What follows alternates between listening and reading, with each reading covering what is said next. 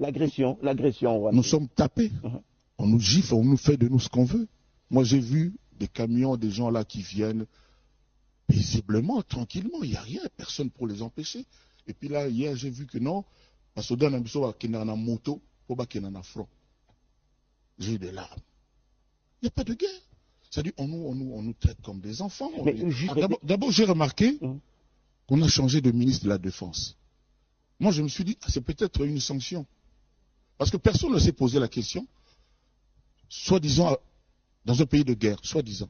Quand on change de ministre de Défense, ça signifie quoi? Ça signifie quoi? Il faut quand même que nous rappelions que nous sommes des gens intelligents, que nous sommes debout, nous sommes des vrais hommes et femmes. Nous disons tous, chacun dit qu'il aime notre pays. Pourquoi on aurait changé le ministre de la Défense dans une période, entre guillemets, de guerre? Pourquoi vous dites entre guillemets? Parce que vous ne croyez pas... Non, il n'y a pas de guerre. La guerre, c'est quand tu tires, je tire.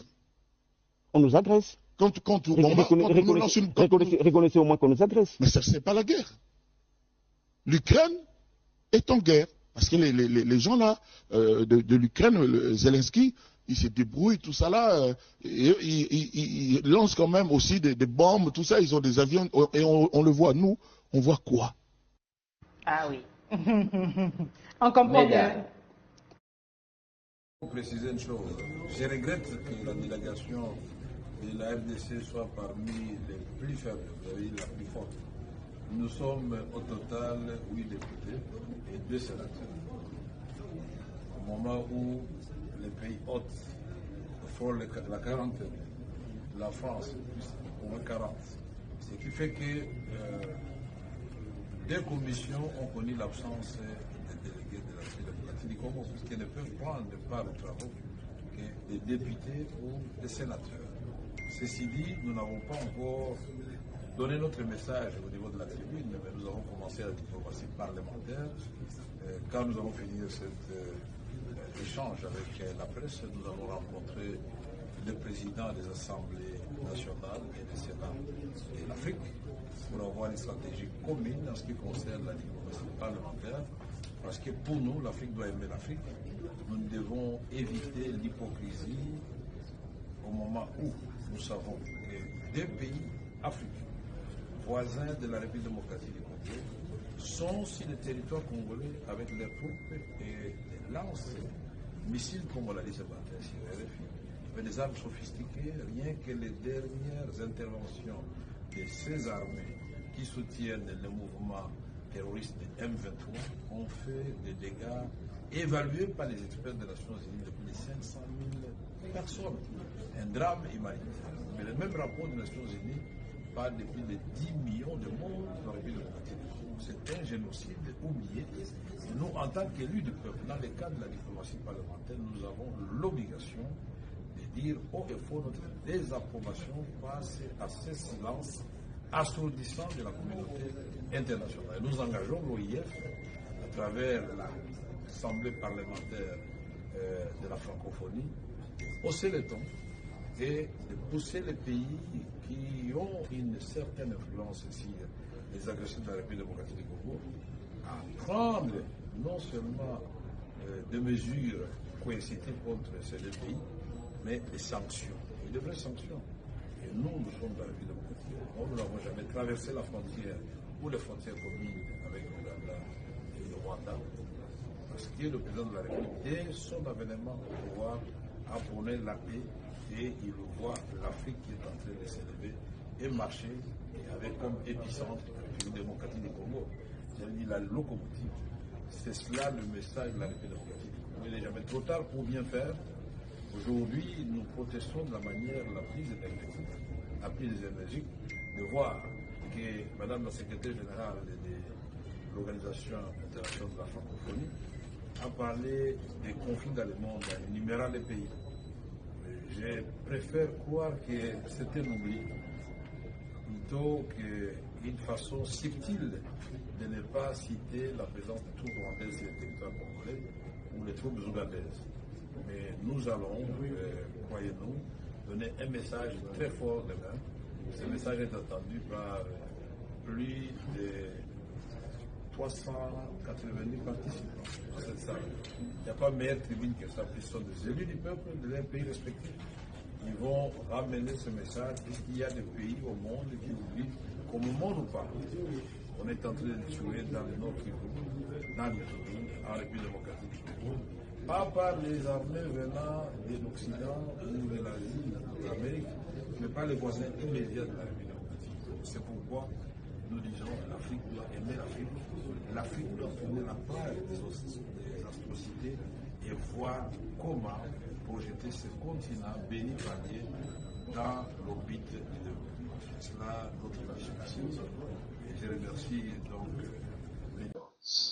à ces jours, le nombre de morts occasionnés par cette guerre d'agression et des pillages de ressources de l'RDC est estimé à plus de 10 000, sans que la communauté internationale, dont nous, nos pays francophones sont membres, à part entière de force de temps, pour sanctionner et décourager ainsi les pays adversaires dont les degrés de crime commis si le sol congolais dépasse tout entendement.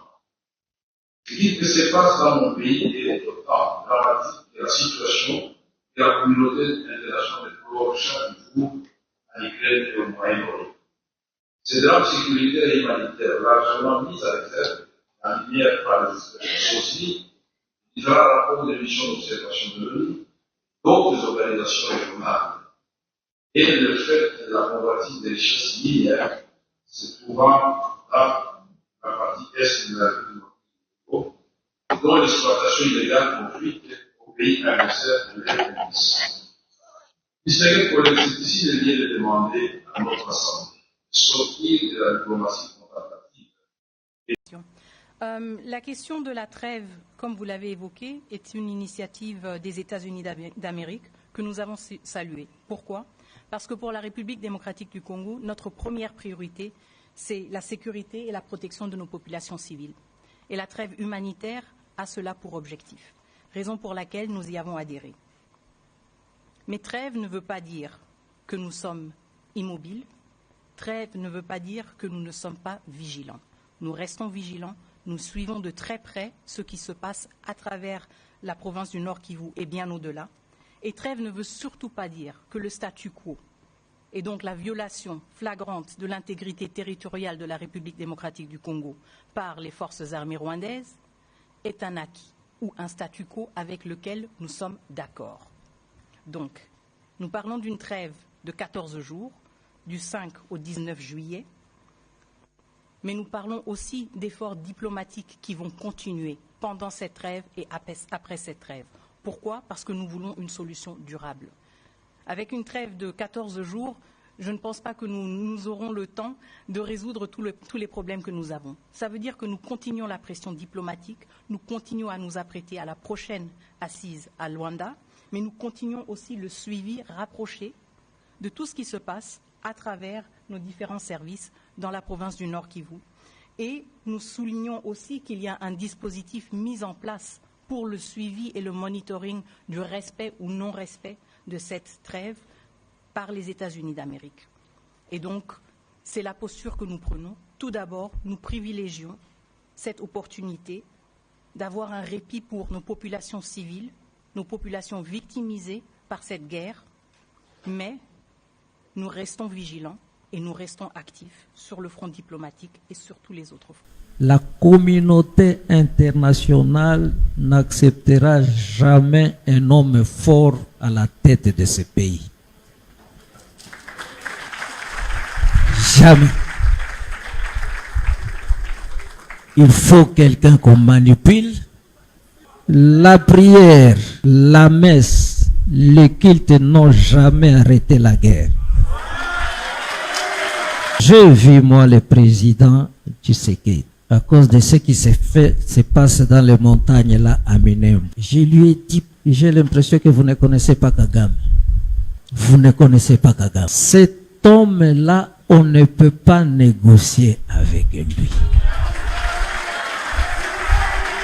Faites-nous une armée républicaine. Arrêtez cette histoire, moindre chose, la communauté internationale. C'est cette communauté internationale.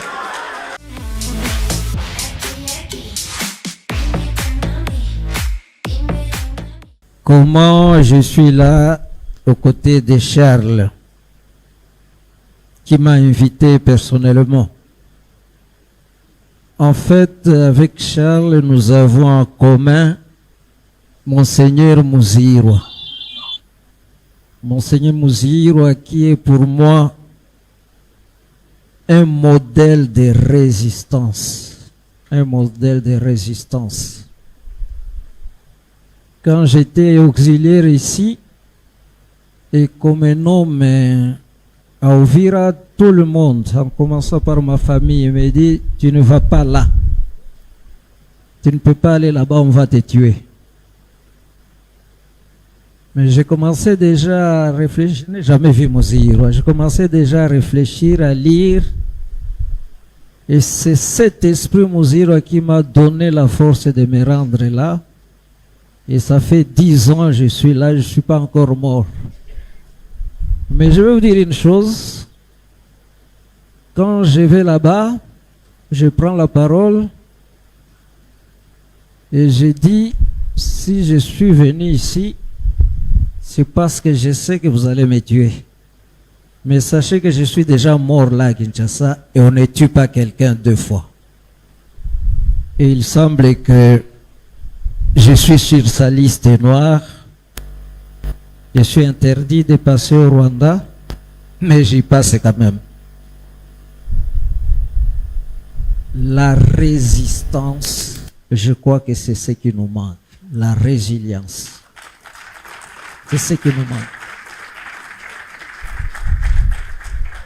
Et je suis content de le dire devant vous les jeunes. La résistance. Hier, j'ai appelé quelqu'un qui est à Goma. J'ai une grande famille à Goma. Pour rentrer chez moi au Uvira, je ne peux plus passer à Goma. À cause de tout ce que vous savez, vous pouvez atterrir à l'aéroport et c'est pris. Et je demande, mais comment vous restez dans cette ville qui est menacée? Et ils me disent, nous avons pris l'option de ne pas abandonner notre ville. Parce que si nous abandonnons la ville, ils vont la prendre. Et ça vient de Muzirwa. Muzirwa était à Kinshasa, ici, avant d'aller mourir là-bas. Tout le monde lui a dit de ne pas aller là-bas. Et quand il arrive à l'aéroport, il trouve des prêtres religieuses qui sont en train de prendre l'avion pour quitter Bukavu. Lui, il est allé à Bukavu. Et quand on lui pose la question, il dit, moi je peux partir, mais les fidèles, les chrétiens, le peuple de Bukavu vont aller où? Restons là, mourons là ensemble. Et c'est mon option à Uvira. J'ai dit, si ça éclate ici, laissez-moi dans ma chambre. Vous allez fuir et laisser les autres avec qui? Cet esprit de résistance nous manque, je crois. Je le trouve seulement chez ce qu'on appelle aujourd'hui Wazalendo, qui hier on appelait même nos gouvernants ici, les appelait des forces négatives. Et je vous jure, ni t'étaient ces jeunes gens-là, le pays serait déjà parti de ce côté-là. Alors, comment je connais Charles, je le vois au même moment que vous. Pas plus tard qu'hier, quelqu'un de Paris m'envoie son message, je connais un peu, c'est un écrivain aussi. Il me dit, mais pourquoi vous invitez toujours ces Charles et nous autres? Et il m'étale toutes ses publications sur ce qui se passe là-bas. Comme j'essaie aussi un peu d'écrire, je lui dis, ce sont les œuvres qui font parler de leurs auteurs. Ce sont les œuvres. Et c'est là où j'ai commencé à m'intéresser à à Charles. Depuis que ces guerres ont commencé, je n'ai jamais accepté que ce soit les Rwandais qui nous fait la guerre. Et j'ai toujours prêché ça, je mets toujours un enfant devant un gaillard, j'ai dit vraiment, cet enfant peut te battre toi. Je n'ai jamais accepté ça. Et nous sommes en train de payer peut-être notre orgueil de grandeur. Je suis encore très jeune enfant. Nous allons vers le Rwanda avec un cousin qui provoquait tout le monde. Moi, je dis, toi, tu n'as pas peur au pays d'autrui. Il me dit, laisse cousin, un Congolais vaut 5 Rwandais. C'est ce que nous sommes en train de payer aujourd'hui. Quand on développait cet orgueil, les autres s'organisaient. Et ils nous le font payer aujourd'hui. Pourquoi les Rwandais?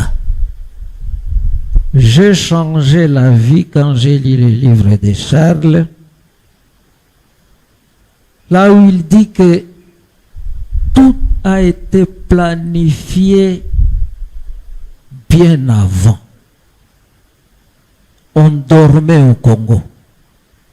Tout était planifié. Et quand les FPR envahissent le Rwanda, l'objectif c'était le Congo. Et il a donné une preuve là. Tous les réfugiés qui ont voulu aller vers la Tanzanie, on les a barré la route pour les diriger vers le Congo. Vers le Congo. Mais c'était ça ma question. Nous parlons derrière les Rwandais, il y a les Américains, il y a les Français, il y a les Anglais, mais ces gens avaient toujours la même mise sur le Congo. Pourquoi passer par le Rwanda? Je crois qu'il y a aussi cette culpabilité du génocide qui les mobilise, ils veulent laver la conscience, mais ça ne doit pas se faire comme ça.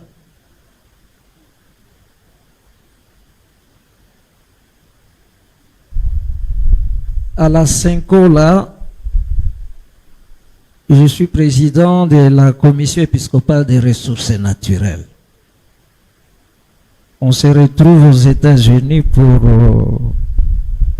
nos réunions et on nous fait passer sur vidéo toutes les richesses sous-sol du Congo.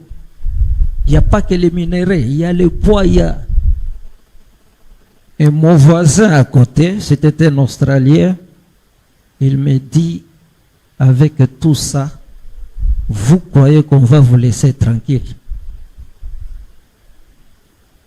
Et ça, c'est depuis Léopold II, comme un autre frère, je ne sais pas celui qui a parlé, comme il a dit, le Congo avait été créé, comme tu l'as dit là, bien commun de l'univers. Et nous sommes victimes de ça. Et c'est comme ça que la communauté, suivez-moi bien, surtout vous les jeunes, la communauté internationale n'acceptera jamais un homme fort à la tête de ce pays. Jamais. Il faut quelqu'un qu'on manipule. Il n'a pas de diplôme, on lui donne un diplôme, mais on sait qu'il ne l'a pas. Oui. On organisera toujours les élections comme elles se sont passées là. Tout le monde, y compris la Cinco, tout le monde dit que les élections étaient chaotiques. Mais token de cac. Et le pays est en train de partir.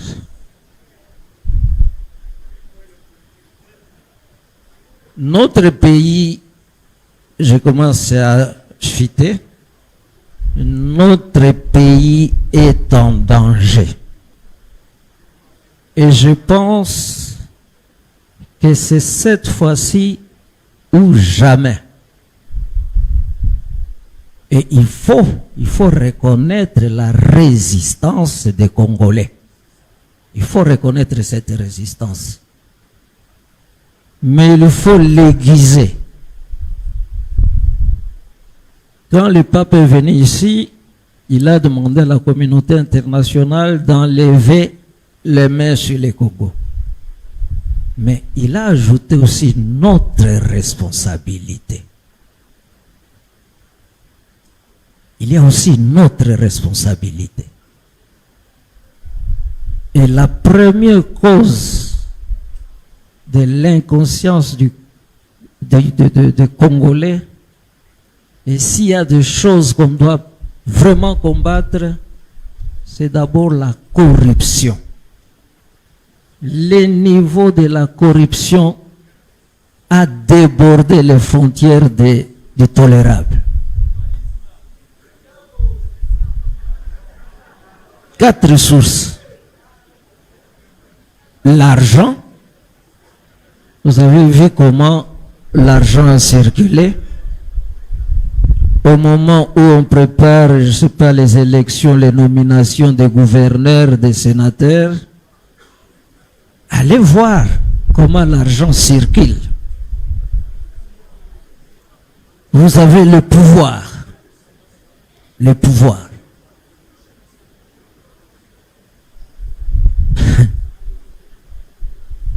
J'ai fait une petite université là au Vira.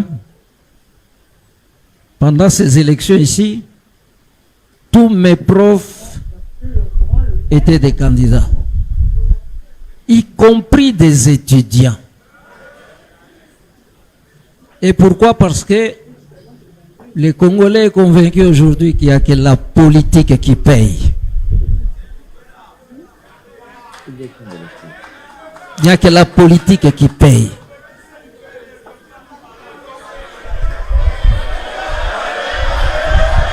Bon.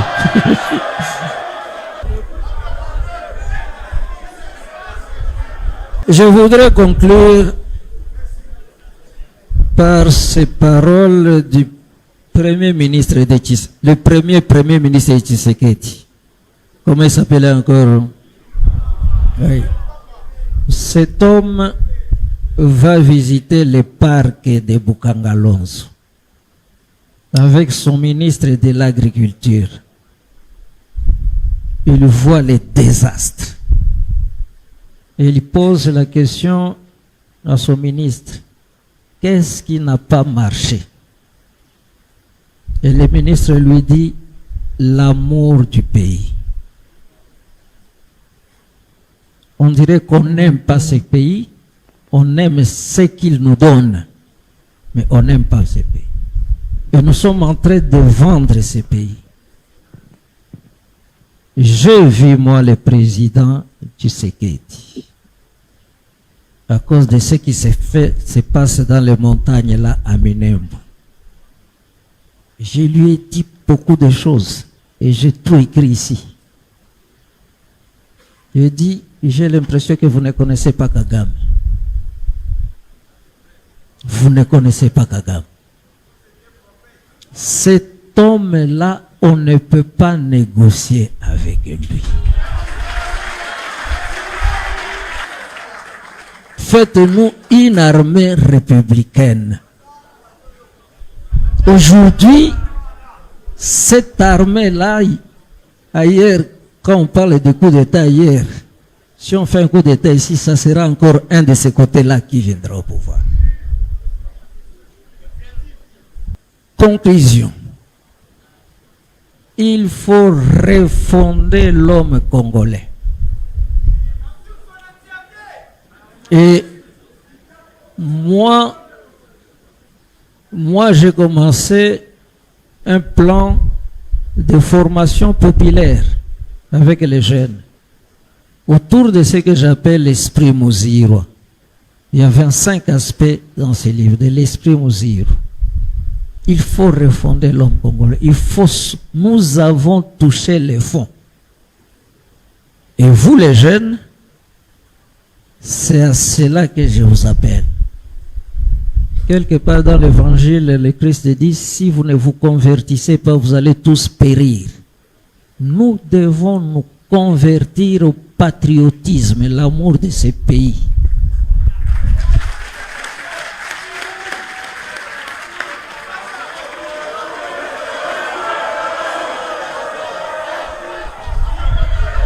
Je termine. J'ai vu la carte, comme on a montré ce que risque d'être le Congo de demain, pas demain même aujourd'hui. Hier on a fait passer réseaux sociaux un pasteur qui est en train de prêcher. Il dit, d'ici peu, le Kivu, depuis Ituri jusqu'à Uvira, ça sera une nouvelle république. C'est un pasteur, hein? Et le Maniema sera notre ferme.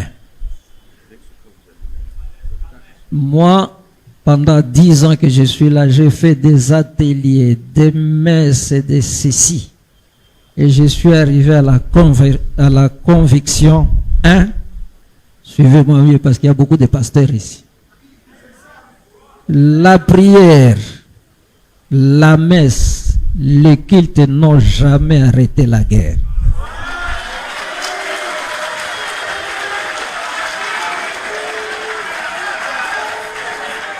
La prière, les messes, suivez-moi bien. C'est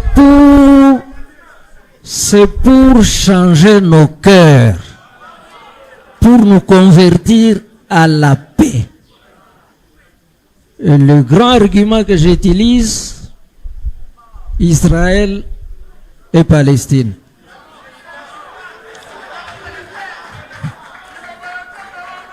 C'est là que la parole nous est venue. C'est là que Dieu nous est venu. Mais tant qu'ils ne se convertiront pas à la paix, à la cohabitation pacifique, il n'y aura pas de paix dans le monde. Deuxième chose, vous les jeunes, tout ce qui est relations internationales, arrêtez cette histoire, moindre chose, la communauté internationale. C'est cette communauté internationale. C'est cette communauté internationale. Et la première réforme qu'il faut demander par rapport à cette communauté, c'est cette affaire-là des conseils. Tant qu'il y aura ces pays qui détiennent eux-mêmes le droit de veto, il n'y aura pas de. Donc nous vous engageons, nous les jeunes, nous comptons sur vous pour sortir. Mais il faut résister au premier péché des Congolais, la corruption. Je dis et je vous remercie.